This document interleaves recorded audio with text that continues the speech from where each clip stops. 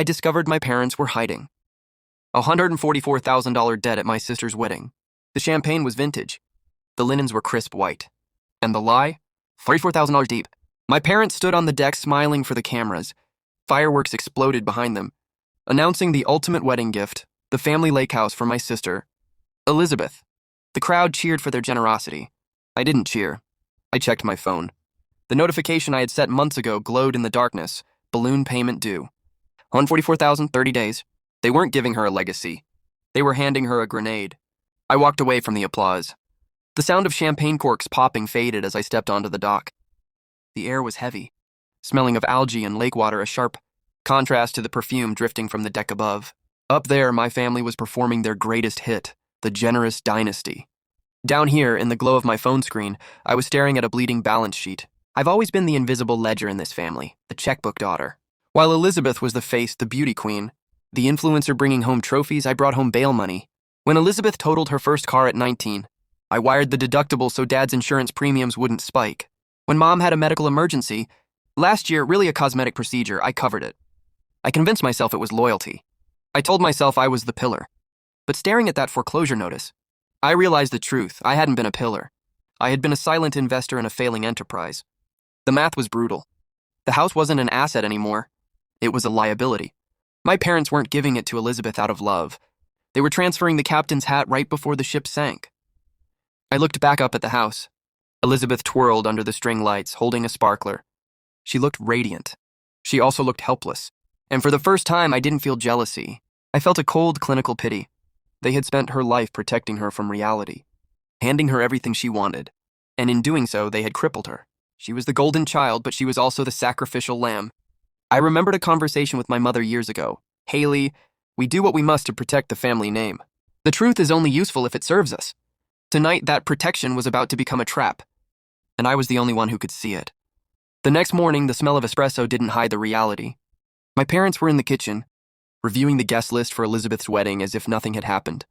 I walked in, tablet in hand. I didn't scream. I audited. The balloon payment is due in 30 days, I said, placing the screen on the marble island. $144,000. If Elizabeth signs that deed tomorrow, she inherits debt she didn't even know existed. My father, Richard, didn't look up. Always the accountant, aren't you, Haley? He sipped his coffee like nothing was wrong. My mother, Lisa, tried her sugar and tight smile. We have a business deal closing next month that will cover everything. You know how these things work, Haley. Liquidity is fluid, I countered calmly. You're using her credit score to patch the holes in yours. This isn't a legacy. It's a liability dump. Elizabeth walked in, silk robe, perfect hair. Her eyes cold. Haley, are you still doing this? Brandon told me you were lurking on the dock last night. Now you're harassing Mom and Dad. God, you're so corporate. Everything's a transaction. I looked at her. My anger turned clinical. She wasn't the villain. She was the perfect victim of decades of overprotection and privilege. My parents had disabled her survival instincts. She didn't question them because she never needed to. Their sugar-coated lies had been the knife all along. I went back to my apartment. 3 monitors, coffee, public databases. The war room was ready. First, the property records. The lake house deed looked clean. But the first mortgage, standard. Then 3 years ago, a second lien, 93,600's predatory interest. Next, my father's business deal, Richard Sterling Consulting. Revenue reports? Bleeding red for 5 years. No big deal closing next month. Just mounting liabilities. Then came the smoking gun, court filings. Case 21 CV0943. Peterson v. Sterling. Embezzlement allegations settled 3 years ago. Settlement. $93,600. Timeline matched the second mortgage perfectly. They weren't just irresponsible, they were hiding fraud. And now they were about to transfer it to Elizabeth. My phone buzzed. Elizabeth, please just let it go. You're ruining everything. She thought this was about a party. She didn't know she was minutes away from inheriting a legal and financial disaster. I didn't reply. I compiled every record, deed history, court filings, settlement summaries. A single PDF. Title, The Truth. The infection of their good intentions had spread too deep. To save her, I was going to need a stage, and tonight, that stage would be her rehearsal dinner. The rehearsal dinner was the stage.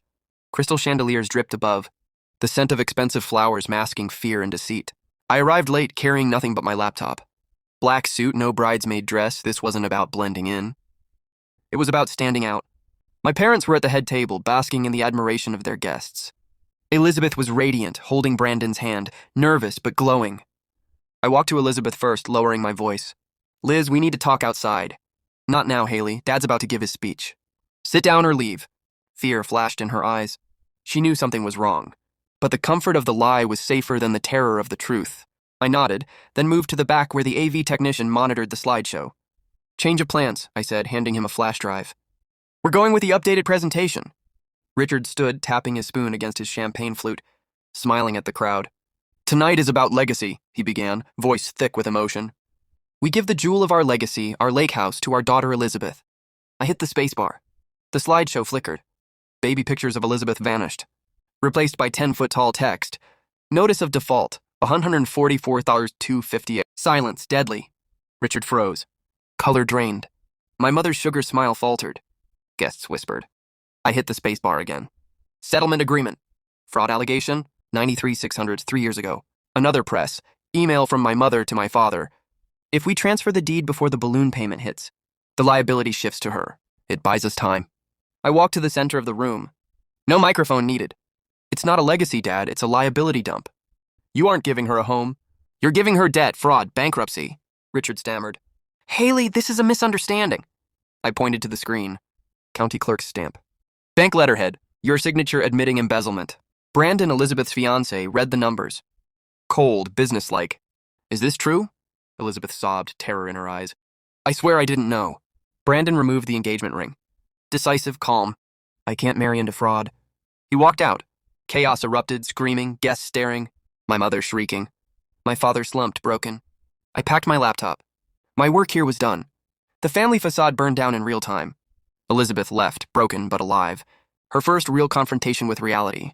For the first time, she wasn't the golden child. She was a survivor. The fallout was swift.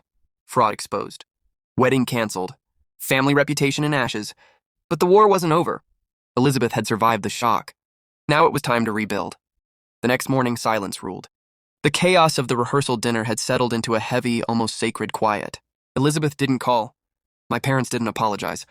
And I didn't care. I poured myself a coffee and opened my laptop. The PDFs, the court records, the settlement agreements, every thread carefully compiled into one file titled The Truth. My parents had played their game of appearances for decades.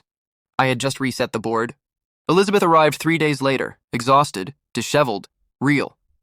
No makeup, no designer dress, no sparkle. They're selling the lake house, she whispered. Dad is liquidating everything to pay off the settlement. I don't even know where to start. I handed her a folder. What's this? It's a real plan, I said. Budget, jobs, independence. You don't need their money. You need your own life. She looked at me like I was speaking a foreign language. Then slowly, comprehension, relief, fear, hope. 6 months later, Elizabeth had a small apartment. 2 roommates, a junior role at a PR firm. She was paying rent, managing bills, surviving. Not glamorous. Not easy, but hers. I met her for coffee on a rainy Tuesday. Mom called yesterday, she said, stirring her latte. They moved into a condo in Jersey. She complained for 20 minutes about the lack of closet space. I smiled. Did you offer to send money? Nope, she said. A small, proud smile touched her lips. For the first time, our family dynamics weren't about favoritism or wealth. It was just 2 sisters, real and equal, learning to survive the consequences of a gilded cage. The fireworks were gone. The lake house sold. The champagne corks popped no more. Instead, there was coffee, early mornings, job applications, and the quiet hum of normal life. I picked up the check at the cafe not because I had to, but because I wanted to. I had walked through the fire to get here. I had been the villain, the analyst, the savior. And looking at Elizabeth, free from debt and illusion, I knew I would do it all again. Reality was messy, brutal, and cold. But it was ours. And that was worth saving. If you've ever had to be the villain to save someone you love, share this story. Tell me in the comments, what's the hardest truth you've ever had to tell? Follow for more stories about breaking free, uncovering hidden truths, and surviving family secrets. The lake house was gone. The debt was gone. The wedding was canceled. The fireworks, the champagne, the illusion of perfection, they were all gone. And yet somehow life felt more real than ever. Elizabeth and I sat across from each other, not as competitors, not as siblings trapped in favoritism, but as 2 people who had survived the chaos together. Do you think we'll ever forgive them? She asked softly. I shook my head. Maybe, but we won't forget. We won't repeat it. That's enough. 6 months ago, I was the invisible ledger, the daughter paying off the illusions of a family in denial. Today, I was a strategist, a protector, and a sister who didn't let bloodlines or tradition override logic. The lesson wasn't wealth, inheritance, or revenge. It was reality, truth, independence, survival. I know some of you watching have walked a similar tightrope, protecting someone you love, facing uncomfortable truths, standing against a system built to deceive. So here's my question to you. What's the hardest truth you've ever had to tell someone you love? Drop it in the comments. I read every single one. And if you've ever had to burn the fantasy to save reality, hit that like button, share this story, and subscribe because there are more truths waiting to be uncovered. We walked out together. No fanfare. No applause. Just reality. And that was enough.